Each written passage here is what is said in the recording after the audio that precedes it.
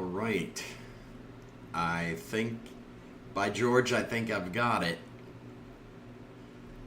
Hello, and welcome to the very first HP Lorecast.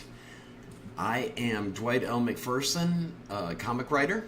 I've been doing this since 2005. I actually wrote my first comic when I was stationed in Korea, believe it or not. And I cannot tell if I have a good connection or not. Can everybody see me? Let me know. This is my first time, so it's a grand experiment here.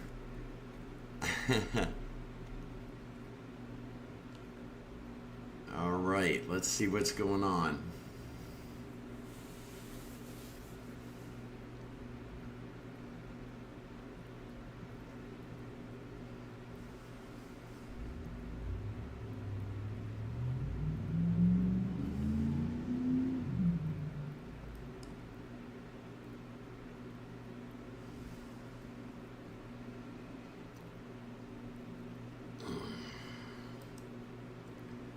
I think I'm having some technical issues here.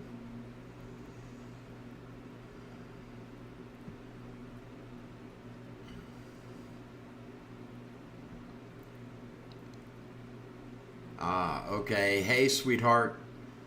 I'm glad you can see it. As long as you can see it, that's all I care about. All right. Whew. Well, a lot has been going on. We've been extremely busy. I'm going to be sharing some art from the box with you. All right. Here we are.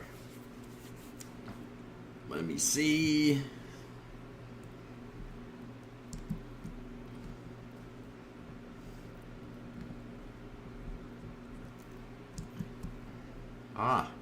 There we go. How does that look?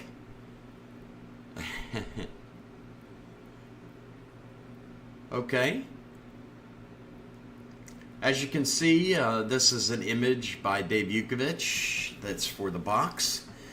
You know, just to give you a background of the box, I wrote it in 2020, and I had a very specific artist in mind, and he was busy doing a painting for the Vatican, if you can believe that. So that didn't work out. I went to another artist, and the original artist that I wanted came back to the project. So I am so thrilled and thankful to have Dave Yukovich on drawing this book. We actually, the very first time we worked together was in 2005, 2006. And we actually did a short story for a Western horror anthology. And the title of our story was All in a Day's Work. And it was, let's just say it was dark. But I started out writing horror originally. If you haven't read my first book, it was Dead Men Tell No Tales. And I had quite a time getting it published, okay? So if you hate rejection, forget publishing, forget writing, because you are going to get rejected a bunch. But I sent it first of all to Image Comics, and it was rejected. I sent it to Dark Horse Comics, and it was rejected. I sent it to one other publisher. I can't think of the top of my head. But it was rejected, and finally it ended up at Arcana Comics, which is a Canadian publisher. And so I was very happy to get that published, let me tell you. But it is a horror book. It's historical fiction. I love historical fiction, in case you haven't guessed that. If you've read The Imaginary Voyages of Edgar Allan Poe, and then, or in the Image days, The Surreal Adventures of Edgar Allan Poe, then you know what I'm talking about. Historical fiction is wonderful, I think. So, the box. What led me to the box? You see, many years I stepped away from writing horror to write all ages graphic novels because my middle son is autistic, and he was having a real hard time. He was not into reading at all. So I decided that I was going to write some comics that he could read. And in the meantime, I went to the local comic shop, Mountain Comics, in Johnson City, Tennessee. The great John Stone was the owner. He's gone home to his eternal reward, sadly for us. But John was very good to my kids.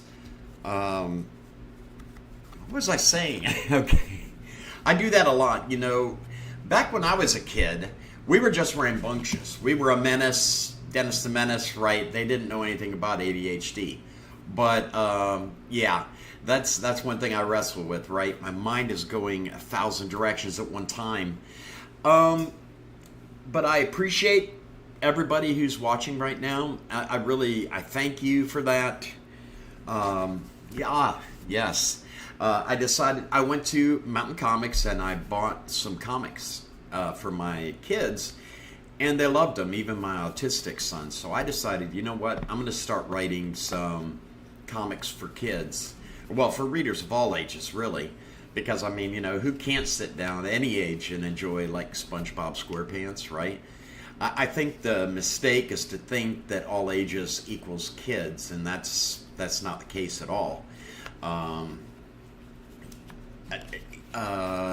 You know, the Chronicles of Narnia is definitely all ages. Lord of the Rings, that may be a little intense for the little ones, but I wrote a book called Kid Houdini and the Silver Dollar Misfits. It was published by Viper Press, and I had quite a time finding a publisher for that one as well. But that's just the way it is. Yes, my wife just reminded me that Dead Men Tell No Tales is the reason why we're together. And it's funny because as the book was in production, we joked around. We were like, the cursed book, right? We had this cursed book. We went through 4 artists to finally get 4 issues completed. And there was a producer in LA by the name of Rebecca Kirkland, who was working part-time at Meltdown Comics, which is gone now, sadly. But she saw the cover of my book by Ben Templesmith, and she said, ooh, I want to read that. Well, what had happened was she loved the book, and she actually reached out to my publisher and said, listen, I'd like to talk about acquiring the rights to this property. And so he put us in touch. And many years later, we met up, well, not many years, a couple of years later, we met up at Heroes Convention in Charlotte, North Carolina, and, I mean, we hit it off, and we were, it was wild. I mean, I really knew she was the one from the beginning, and we'll celebrate 16 years of marriage this month, so, but that's what started our relationship was Dead Men Tell No Tales. So if I hadn't written that while I was stationed in South Korea to stay out of trouble, we probably wouldn't, well, I think God would have worked it out. But we are together thanks to comic books. So, and our story is available, if you want to purchase that, the rights to that, they're available. But I want to talk about the box. As I'm circling around back. But I want to talk about the box. The box really is, I wrote it in 2020, and like I said, it's really an homage to EC Comics, the old EC Comics, the old creepy and eerie magazines, the Hammer horror films, that I could not get enough of. And I think Gen X, a lot of us, we grew up watching the old horror films. I know that, at one time I was growing up in Clearwater, Florida, and Channel 44, UHF channel, had what they called Creature Feature, and the host was Dr. Paul Bearer, and he was amazing. But I loved watching Creature Feature, and I knew that one day I wanted to write something that involved the monsters, the classic monsters, but more from a Hammer angle than the Universal monsters, which I love as well. but books like Creepy Eerie, House of Mystery, House of Secrets, all those kinds of books really influenced me. Let's see if I can switch here and show you some art from the book. I have to be careful what I show. You see this amazing image featuring, who could it be, right? Okay, I'll tell you. It's Vlad Tepes, a.k.a. Dracula. All right, let me see if I can get this on the images. Woohoo! Hey, this is all a learning experience right here. Hey, you're not supposed to see that. Okay. Let's see this guy right here. Who is this?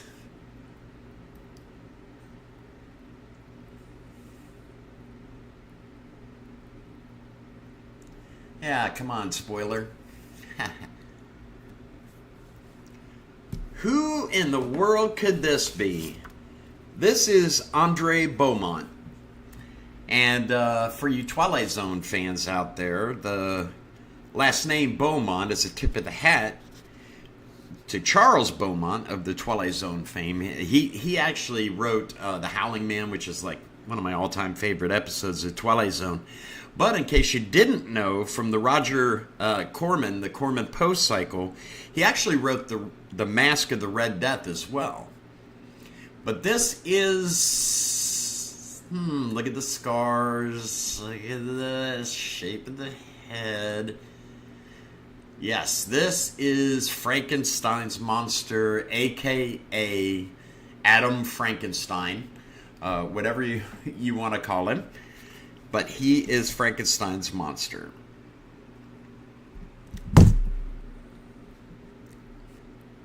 All right, let me see what's going on here. Okay, you can still see. This is fun.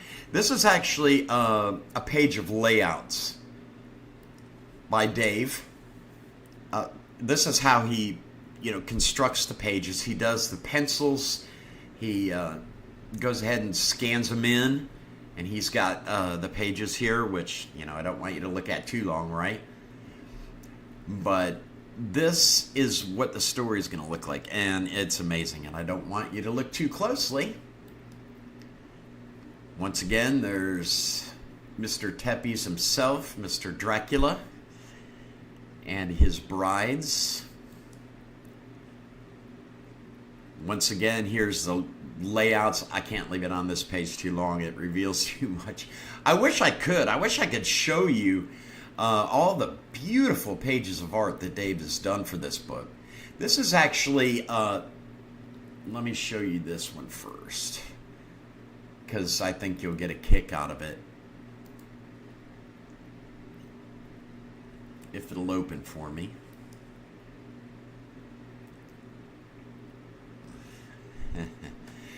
This is actually the very first cover sketch that I did.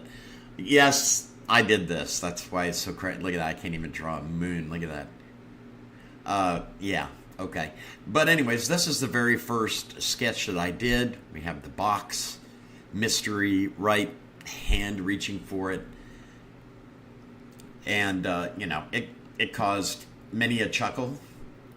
By Dave. Actually, no, he said it was really good, actually, for, he said you ought to see what some other writers actually send to him. So, I'm not going to complain about it. But this is the pencils for the cover that Dave Yukovich did, if it'll open. Sorry, guys, I think the OBS is causing my computer to lag. Can we open this, please? Please? Let me see. Orphan View seems to work better. This is the pencils for the cover by Dave Yukovich. Who's this? Here we have three individuals. Which I can't tell you who they are yet, but you know that Dracula and Frankenstein are on here. And you probably saw a little bit of that image. Let me show you this. This has already been shown in one of our teaser trailers that we did. This is a beautiful page. This is actually the first page of the book. And this is our host. I've always loved, Tales from the Crypt, right? You have the Crypt Keeper. What's the name of that series? Well, of course, you had the Twilight Zone that had a host. A lot of the horror shows back then, Night Gallery had a host, right? Rod Serling. But I always loved the idea of a host kind of introducing, the horrors that we're about to see.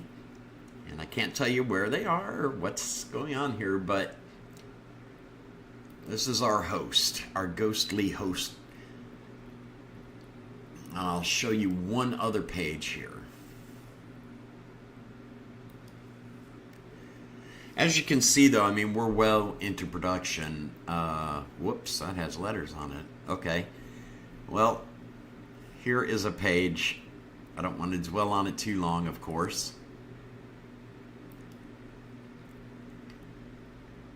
So, yeah, now it opens.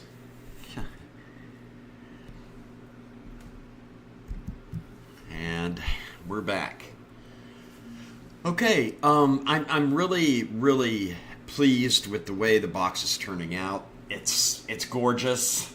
Dave Yukovich is really killing it. So,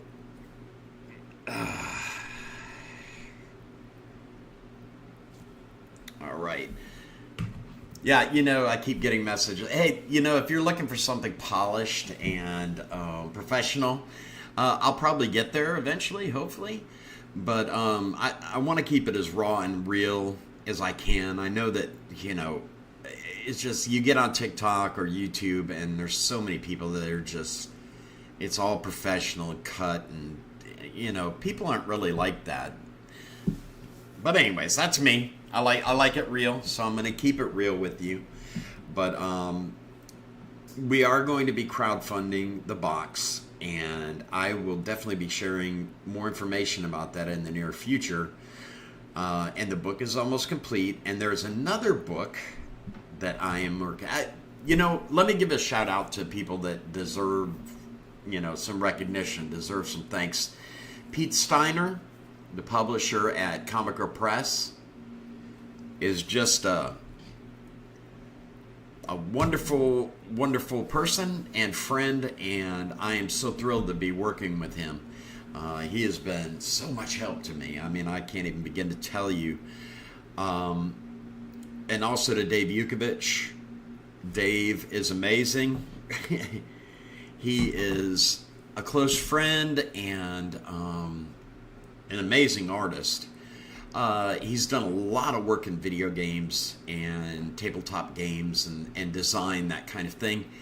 Hasn't done that much. He's done some comic covers that are incredible. He did the cover for The Imaginary Voyages of Edgar Allan Poe, Book 2. Okay, let me see. I'm just excited. I'm so excited. And of course, Rebecca, oh my gosh, I wouldn't even be alive, seriously, if it weren't for her. So, I am working on another book with Hernan Gonzalez. And this is a book, since I'm doing some things this is my return to horror with the box. A mainstream comic that I've always loved and always wanted to write is The Punisher. So I decided I was going to do my own take on classic Punisher, think Mike Baron, Chuck Dixon, Ernie Potts, back in the day when Punisher was the bomb, where, he's a man of honor, and he was Catholic. Did you know that? Did you know the Punisher was Catholic? Probably not. If you've only read the Max series, go find the classics, okay? Go back and read Punisher War Journal when, like I said, Mike Baron and Chuck Dixon were writing it, because it was amazing. If you saw the first season of the Punisher series, that's the Frank Castle that I know. That's the Frank Castle I grew up with and I love. And I would just give just about anything to see him return. So I decided I'm going to do my own take on the Punisher. And he's going to be punishing. I'll just say that much. But that's Hernandez. And I will drop more information. If you subscribe to our Substack, it's the Goldbug Gazette. I don't have an image for that. But hey, let's look at this right here. Oh, yeah. Okay, you can teach an old dog new tricks. So I'm very excited about everything that we've got going on right now, and I wanted to also let you know that Pip's Monster House is available exclusively on Global Comics. That's with an X. If you go check it out, I think you'll really enjoy it. It is an all-ages title. It's spooky. I've got to have a little bit of spooky in everything I do. It's just, I don't know. Like I said, I grew up watching the old horror movies and watching Twilight Zone and, you know, Tales from the Dark Side. Anybody remember that one? That was great. It doesn't get enough love. The Outer Limits. And that's Pip making his grand entrance. My little Frenchie. So that's about it for the first one. So I will wrap it up from here.